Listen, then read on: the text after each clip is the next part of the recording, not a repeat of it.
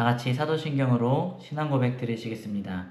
전능하사 천지를 만드신 하나님 아버지를 내가 믿사오며 그 외아들 우리 주 예수 그리스도를 믿사오니 이는 성령으로 잉태하사 동정녀 마리아에게 나시고 본디오 빌라도에게 고난을 받으사 십자가에 못 박혀 죽으시고 장사한 지 사흘 만에 죽은 자 가운데서 다시 살아나시며 하늘에 오르사 전능하신 하나님 우편에 앉아 계시다가 거기로부터 산자와 죽은 자를 심판하러 오시리라. 성령을 믿사오며 거룩한 공교회와 성도가 서로 교통하는 것과 죄를 사하여 주시는 것과 몸이 다시 사는 것과 영원히 사는 것을 믿사옵나이다. 아멘.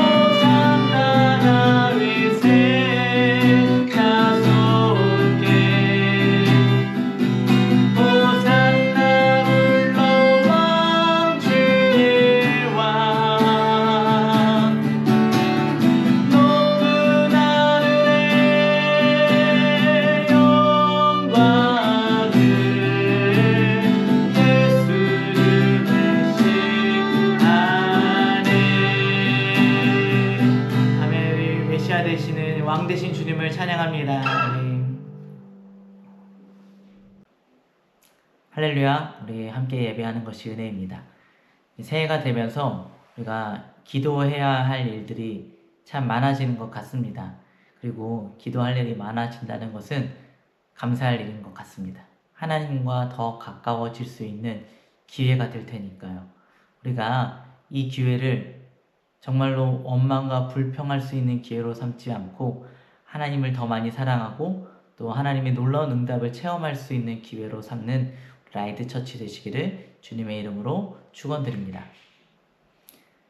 지난주에 베데스다 못에서 38년 동안 병들어 있었던 병자를 찾아와 주신 예수님에 대한 이야기를 같이 나누었습니다.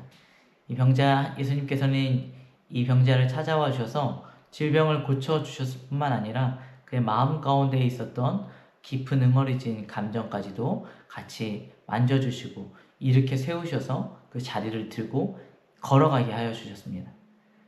그럼으로 인해서 그는 그가 일어난 그 자리를 가지고 많은 사람들에게 또 예수 그리스도를 증거할 수 있는 기회 삼는 사람이 될 수 있었습니다.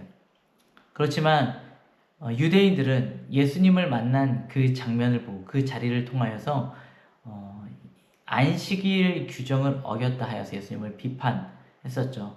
그렇지만 예수님께서는 심판받으시고 비판받으실 분이 아니라 오히려 예수님께서 판단하시고 심판하실 분이시라고 스스로를 이야기하셨습니다. 예수님은 심판받으실 분이 아니라 심판을 행하시는 분이십니다. 왜냐하면 예수님께서는 생명을 주시는 분이시기 때문입니다. 생명을 주시는 분에게서 그 생명을 얻지 못한다라면 그것이 곧 심판을 받는 것이 되기 때문입니다. 오늘은 이어서 요한복음 5장 30절에서 47절 말씀을 같이 살펴보도록 하겠습니다. 오늘 설교의 제목은 예수님입니다. 이 어투의 뉘앙스가 오늘 설교의 주제입니다. 말씀 보도록 하겠습니다. 30절입니다. 내가 아무것도 스스로 할 수 없노라. 듣는 대로 심판하노니 나는 나의 뜻대로 하려 하지 않고 나를 보내신 이의 뜻대로 하려 함으로 내 심판은 의로우니라. 예수님께서는 아무것도 스스로 하지 않으신다고, 할 수 없다고 말씀하십니다. 예수님께서 어린아이처럼 스스로 할 수 있는 능력이 없기 때문에 하지 못한다라고 말씀하신 것이 아니고요. 예수님은 언제나 아버지를 인식하고 아버지의 음성을 들으면서 그 사역을 하고 계시기에 스스로 하시는 것이 불가능하십니다. 늘 같이 계시기 때문이죠. 나아가 예수님께서는 자기 뜻이 아니라 자기의 유익이 아니라 아버지의 뜻을 따라가기로 스스로 결정하셨기 때문에 그 순종을 결정하셨기 때문에 스스로 할 수 없다고 말씀하셨습니다. 지난주에 예수님께서 생명을 주시는 것과 심판을 하시는 것이 동전의 양면과 같다고 말씀을 드렸습니다. 유대인들이 비판하는 안식일에 병자 고친 일은 단순히 병을 낫게 하신 것이 아니라 예수님을 믿게 함으로 생명을 주신 일이기 때문에 이 안식일 규정을 어긴 것도 아닙니다. 예수님의 사역은 정당한 사역이었어요.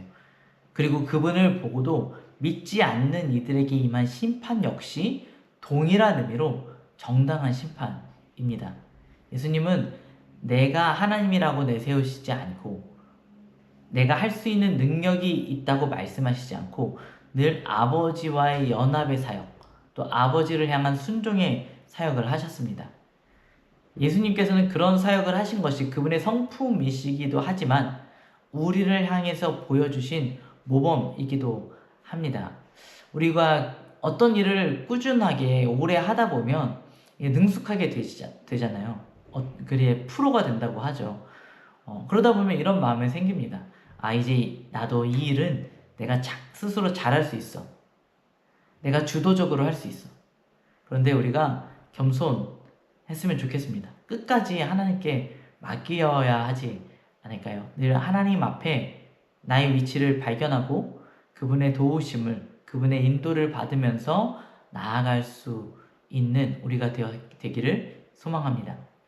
이어지는 예수님의 말씀은요, 자신이 아버지의 뜻을 따라서 이 땅에 보냄받은 구원자라는 사실을 말씀하고 계시는 부분입니다. 이게 증명하는 내용인데 약간 법정에서 이야기하듯이 이 부분이 약간 좀 씁쓸한 내용입니다. 하나님이신 예수님께서 하나님을 믿는다라는 사람들 앞에서 내가 하나님이야 라고 증명해야 된다는 것이죠. 요한복음 5장 31절에서 32절입니다. 내가 만일 나를 위하여 증언하면 내 증언은 참되지 아니하되 나를 위하여 증언하시는 이가 따로 있으니 나를 위하여 증언하시는 그 증언이 참인 줄 아노라. 유대인의 율법에 따르면요, 어떤 사람의 증언은 증인이 있을 때에만 인정을 받습니다. 내가 왕이거나 제사장이거나 어떤 높은 지위에 있다고 할지라도 내 말이 법정에서 무조건 인정되지 않습니다. 보통 세 사람의 증인을 요구하는데요. 예수님께서는 그분을 지지하는 증인들을 이 자리에서 하나하나씩 대기 시작하십니다. 33절에서 35절 말씀입니다. 너희가 요한에게 사람을 보내매 요한이 진리에 대하여 증언하였느니라. 그러나 나는 사람에게서 증언을 취하지 아니하노라. 다만 이 말을 하는 것은 너희로 구원을 받게 하려 함이라. 요한은 켜서 비추이는 등불이라. 너희가 한때 그 빛에 즐거이 있기를 원하였거니와. 예수님께서 말씀하시는 첫 번째 증인은 세례 요한입니다. 그는 예수님을 보면서 그분이 메시아라고 증언했습니다. 유대인들이 보내서 네가 메시아냐 라고 했을 때 나 아니고 예수님이시다 라고 이야기를 했습니다. 이미 많은 사람들에게 영향력을 주고 있었던 요한의 증언은 매우 중요한 결정적인 증언이라고 할 수 있습니다. 요한의 말이 힘이 있을 수 있었던 것은 그의 사역이 능력이 영향력이 있었기 때문이죠. 목자 없는 양처럼 이렇게 헤매이던 이스라엘 백성들에게 정말로 굉장히 오랜 세월 만에 선지자가 나타나서 메시아를 알려주고 또 메시아를 기다리는 기쁨을 회개하는 기쁨을 알려주었습니다. 그러나 예수님께서는 요한의 증언은 취하지 않겠다라고 말씀을 하십니다. 왜냐하면 예수님의 사역은요, 요한이 아닌 하나님으로부터, 사람이 아닌 하나님으로부터 온 것이기 때문에 요한의 사역과는 비교할 수 없을 만큼 크고 놀라운 사역이 예수님의 사역이 있기 때문에 요한의 사역은 내가 거부하겠다라고 말씀을 하고 계십니다. 그럼에도 예수님께서 이 요한의 거부할 건데 못하러 이야기했냐, 요한의 증언을 언급하신 이유는 그것을 통하여서라도 그들이 이미 선지자로 인정하고 많은 사람들이 따르고 있는 요한의 말이라도 제발 듣고 나를 구세주로 영접해라 라고 말씀하고 계시는 그 마음 때문이지 않을까요? 5장 36절 말씀입니다. 내게는 요한의 증거보다 더 큰 증거가 있으니 아버지께서 내게 주사 이루게 하시는 역사, 곧 내가 하는 그 역사가 아버지께서 나를 보내신 것을 나를 위하여 증언하는 것이요. 예수님께서 요한의 증언은 예외로 두셨기 때문에 예수님의 이 첫 번째 증언은 예수님께서 하시는 그 사역입니다. 하나님이 아니고서는 불가능한 놀라운 표적들이 곧 예수님이 하나님이심을, 하나님께로부터 온 분이심을 증언하고 있습니다. 그래서 표적이 증언이라는 것이죠. 기적을 보고 예수님을 믿지 않는 것처럼 불행한 일이 어디 있습니까?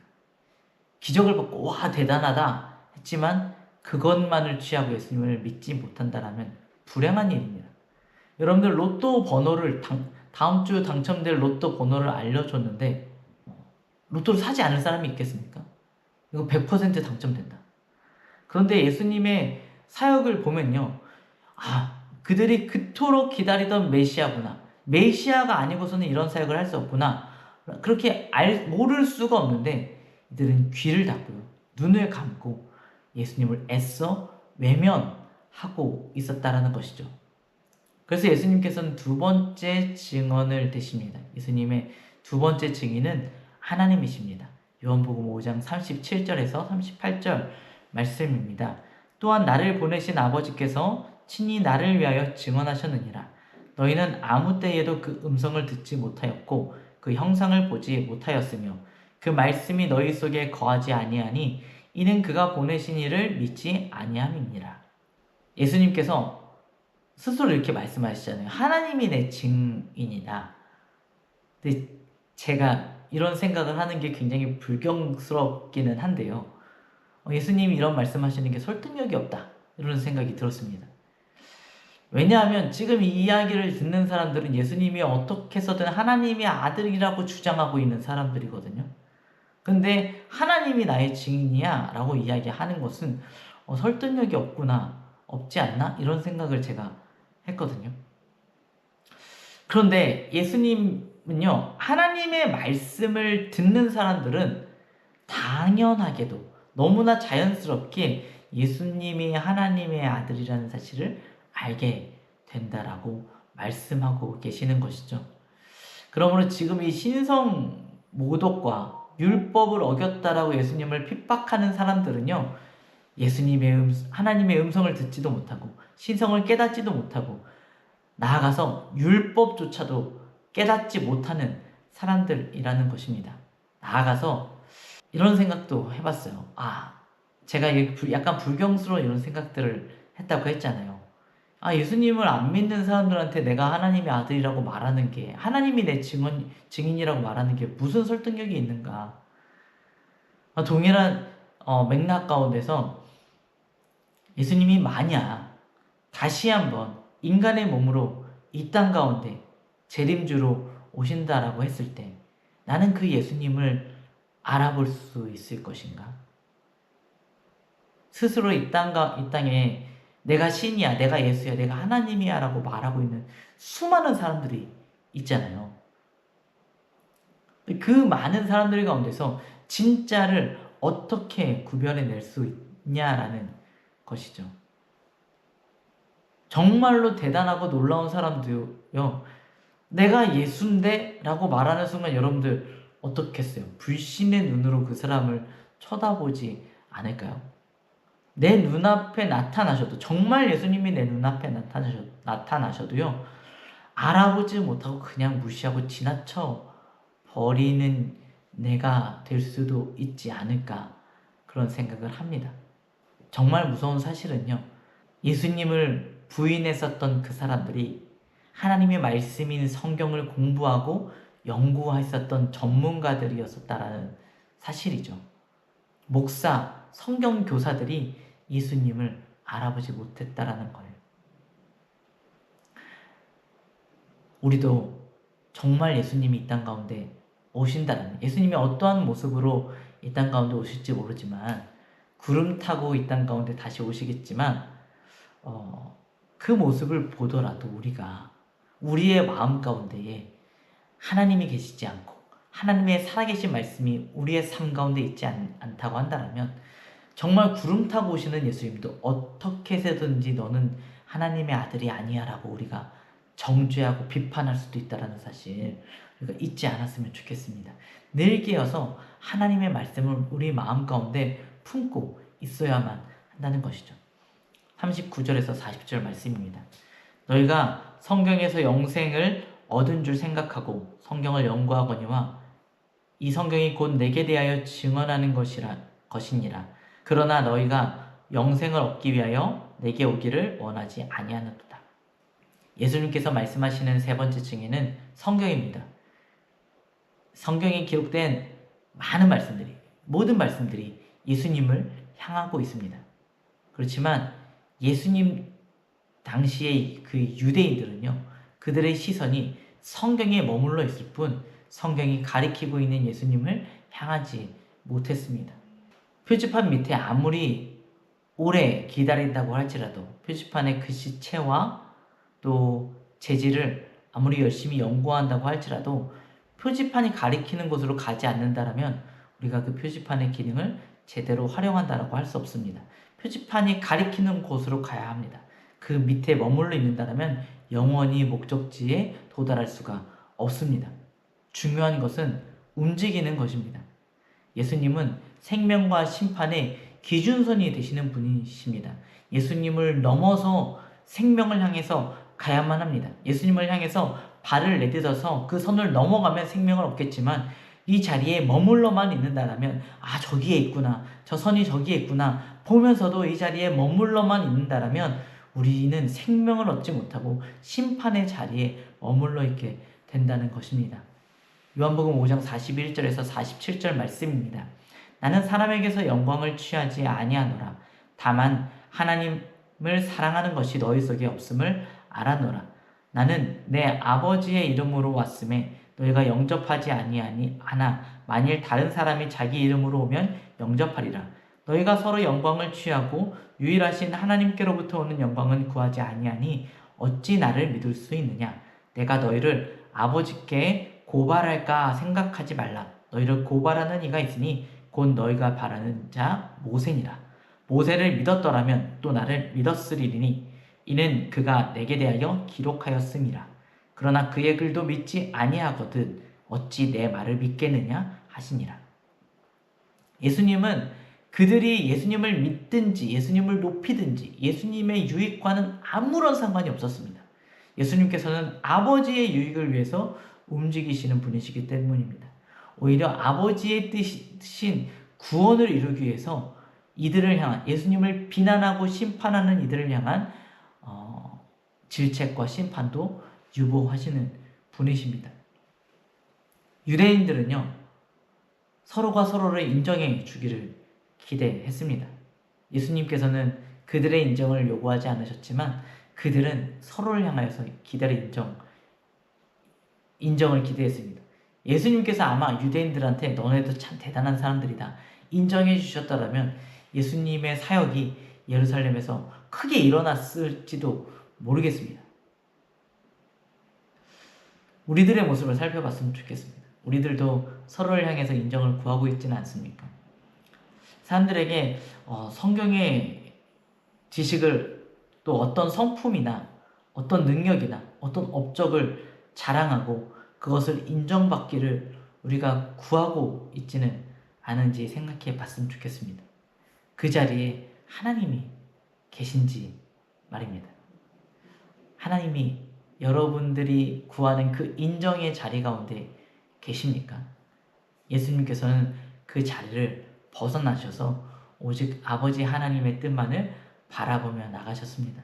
예수님을 향한 그 모든 비난과 모든 핍박에도 그들을 심판하시지 않으시고 그들이 구원받기까지 끝까지 기다렸습니다. 그들이 심판받았었던 것은 오히려 그들이 믿고 그들이 인정을 구하였었던 모세의 율법으로 인하여서 그들이 심판을 받은 것입니다. 우리가 이 시간 기억했으면 좋겠습니다. 예수님께서는 사람의 인정을 구하지 아니하시고 사람의 자기의 뜻을 자기의 유익을 구하면서 나아가지 않으셨습니다. 오히려 아버지의 인정을 구하고 아버지의 뜻을 구하며 그 뜻을 이루기 위하여서 나의 것들을 과감하게 내려놓으셨습니다. 사람들에게 핍박받고 사람들에게 거절당하기까지 그렇게 낮아지시면서 순종하셨습니다. 예수님께서 보여주신 그 순종의 길을 우리가 따라가기를 소망합니다. 나아가 이 성경이 가리키고 있는 예수님, 우리의 삶 가운데 이루어지고 있는 놀라운 하나님의 은혜들, 그 표적들을 우리가 바라보며 하나님께서 하셨구나. 하나님께서 살아계시구나. 그것을 우리가 발견할 수 있는 우리들이 되었으면 좋겠습니다. 기도하겠습니다. 사랑이 많으신 하나님 아버지, 참으로 감사합니다. 하나님, 우리의 삶 가운데에 여러 가지 문제와 어려움들이 많이 있지만 그럼에도 끝까지 주님 바라보고 하나님께서 이루어 주실 것들을 기대하며 나아갑니다. 하나님, 우리가 하나님을 믿는다라고 이야기하면서도 정말 하나님의 뜻이 무엇인지 그렇게 중요하게 생각하지 않고 살아갈 때가 많이 있습니다. 하나님, 그런 우리의 연약한 마음들을 용서하여 주시고 더 우리 마음 가운데 찾아와 주셔서 매 순간 매 자리에서 하나님의 뜻을 발견케 하여 주옵시고 그것을 따라갈 수 있는 용기, 담대함을 우리에게 허락하여 주시옵소서. 하나님, 우리에게 베풀어 주신 그 놀라운 은혜를 우리가 늘 잊지 아니하고 그 은혜 가운데 말씀하시는 그 하나님, 우리를 향한 하나님의 그 심판 가운데 또 말씀하시는 그 하나님, 예수님을 통하여서 그 생명의 자리로 나아가기를 기대하시는 그 하나님의 뜻을 잊지 않고 그것을 따라갈 수 있는 우리 모두가 되게 하여 주시옵소서. 감사드리며 예수님의 이름으로 기도드렸습니다. 아멘. 주기도문 하시겠습니다. 하늘에 계신 우리 아버지여, 이름이 거룩히 여김을 받으시오며 나라가 임하시오며 뜻이 하늘에서 이루어진 것 같이 땅에서도 이루어지리라. 오늘 우리에게 일용할 양식을 주시옵고 우리가 우리에게 죄 지은 자를 사하여 준 것 같이 우리의 죄를 사하여 주시옵고 우리를 시험에 들게 하지 마시옵고 다만 악에서 구하시옵소서. 나라와 권세와 영광이 아버지께 영원히 있사옵나이다. 아멘. 오늘의 기도 제목입니다. 말씀을 통하여서 아버지 하나님의 뜻이 무엇인지 발견할 수 있는 지혜를 구합시다. 우리가 서로의 인정을 구하지 않고 하나님의 인정만을 구하면서 나아갈 수 있는 정체성을 구합시다. 예수님처럼 늘 겸손하게 하나님을 인정하고 하나님과 동행하면서 나아가는 삶을 구하며 기도합시다. 기도하겠습니다.